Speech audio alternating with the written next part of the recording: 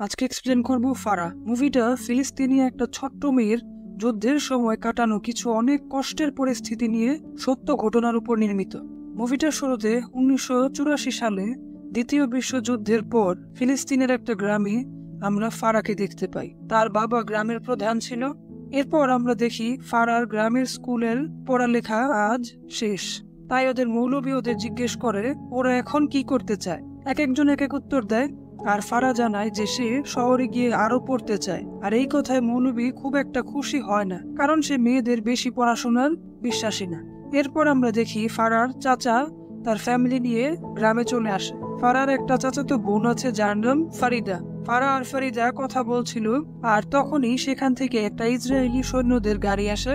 আর সেখানকার সব বাচ্চারা নিজেদের খেলনার পিস্তল দিয়ে ওদের গুলি চালাতে থাকে, আর ফারাও ওর হাতকে বন্দুক আকারে ধরে। এরপর ফারার বাসায় ওর মামা আসে আর ফারার বাবার সাথে কথা বলে। ফারা তখন শুনে যে ইসরায়েলি বাহিনীরা ওদের গ্রামকে আস্তে আস্তে ঘিরে ফেলছে। পরের দিন ফারার বাবাকে ওর স্কুলের মৌলবি বলে যে যেহেতু ফারার স্কুল এখন শেষ, ওকে এখন বিয়ে দিয়ে দেওয়া উচিত। ফারা এসব দেখে বাইরে গিয়ে তাদের বলে যে সে এখন বিয়ে করতে চায় না, সে চায় শহরে গিয়ে আরো পড়ালেখা করতে। পরের দিন ফারার বাসায় খাবার দিতে একটা ছেলে আসে যার নাম নাসির, আর ওর সাথে ফারার ছোটবেলায় বিয়ে ঠিক হয়ে গিয়েছে, তাই ফারা ওকে বেশি একটা পছন্দ করে না। এরপর ফারা আর ফারিদা একটা বিয়েতে যায় যেখানে সবাই অনেক মজা করে, কিন্তু ফারার মন খারাপ হয়ে যায়, কারণ সে চিন্তা করে কিছুদিন পর তারও হয়তো এভাবেই বিয়ে হয়ে যাবে আর সে কখনো পড়ালেখা করতে পারবে না। এরপর ফারা বাড়িতে গিয়ে ওর বাবাকে বলে যে ও এখন বিয়ে করতে চায় না, আর ওর বাবা বলে যে ওর বয়সে সব মেয়েদেরই বিয়ে হয়ে যাচ্ছে, তাই ওকেও বিয়ে করতে হবে। আর এ কথায় ওর মন খারাপ হয়ে যায়। কিন্তু তখনই ওর বাবা ওকে ডেকে একটা কাগজ দেয় যেটা শহরের স্কুলের ভর্তির ফর্ম। ফারা এটা দেখে খুব খুশি হয়ে যায়, আর দৌড়ে ওর ঘরে যেতে নিলে ও নিচে তাকিয়ে দেখে কিছু ফিলিস্তিনি সৈন্যরা ওদের বাসার গেটে দাঁড়িয়েছে। সৈন্যরা ভিতরে এসে ফারার বাবার সাথে কথা বলতে থাকে, আর ফারা বুঝে যে সামনে কোনো বড় কিছু হতে যাচ্ছে। পরের দিন সকালে উঠে ফারা দেখে ওর বাবা বাড়িতে একটা নতুন রুম বানিয়েছে, আর পাথর দিয়ে এটাকে অনেক মজবুত করছে, একটা বাংকারের মতো।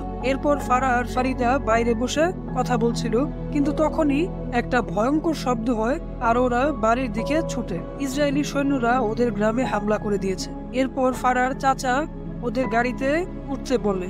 ফারিদা গাড়িতে উঠলেও ফারা ওর বাবাকে রেখে উঠতে চায় না, আর তখনই সেখানে ওর বাবা এসে ওকে জোর করে গাড়িতে উঠিয়ে দেয়। কিন্তু কিছুটা রাস্তা যাওয়ার পর ফারা গাড়ি থেকে নেমে ওর বাবার কাছে চলে যায়, আর ওর চাচা তার মেয়েকে নিয়ে সেখান থেকে চলে যায়। তারপর ফারা আর ওর বাবা বাড়ির ভিতরে যায়, আর ফারার বাবা একটা বন্দুক নিয়ে যুদ্ধ করতে যায়, আর ওকে নতুন রুমটায় রেখে বাইরে দিয়ে আটকে দেয়। ফারা ওর বাবাকে ওর সাথে থাকতে বলে, কিন্তু ওর বাবা বলে যে সে এই গ্রামের প্রধান, তাই তার এই মানুষদের প্রতি একটা দায়িত্ব আছে, আর এই বলে সে সেখান থেকে চলে যায়। সন্ধ্যা হলে রুমটা অন্ধকার হয়ে যায়, তাই ফারা আগুন জ্বালিয়ে হারিকেন জ্বালায়। এরপর সে রুমে কিছু খাবার পায় আর ওগুলো খায়। ফারা রুমের এক কোণায় একটা ছিদ্র দেখে আর সেখান থেকে বাইরে দেখার চেষ্টা করে, কিন্তু কাউকে দেখতে পায় না, আর এখন বাইরে কোনো শব্দও পাওয়া যাচ্ছিল না।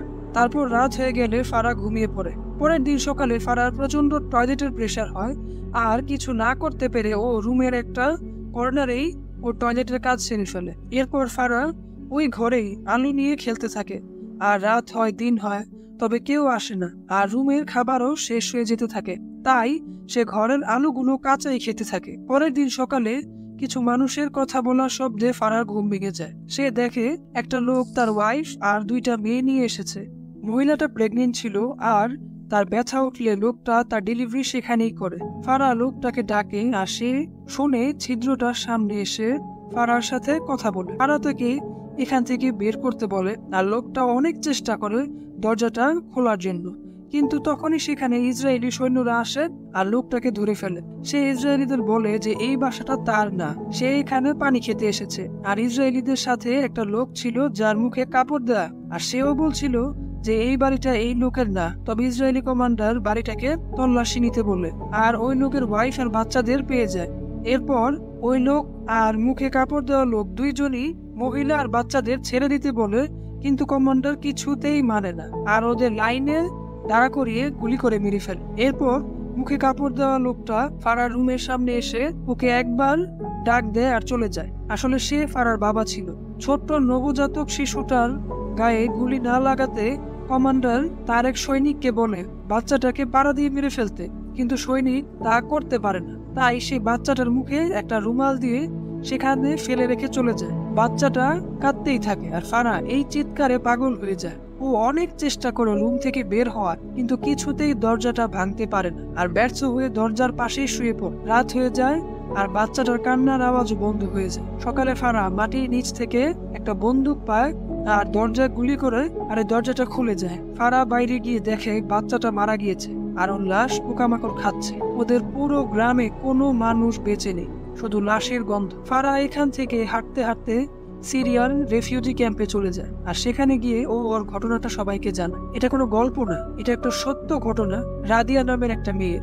মানুষ যে কত নির্মম এবং নিষ্ঠুর হতে পারে এই ঘটনাটার মাধ্যমে সেটা আমরা জানতে পারি। যুদ্ধের ময়দানে মানুষ বাচ্চাদেরকেও ছেড়ে দেয়, কিন্তু এই বাচ্চাদের কি কোনো অপরাধ ছিল?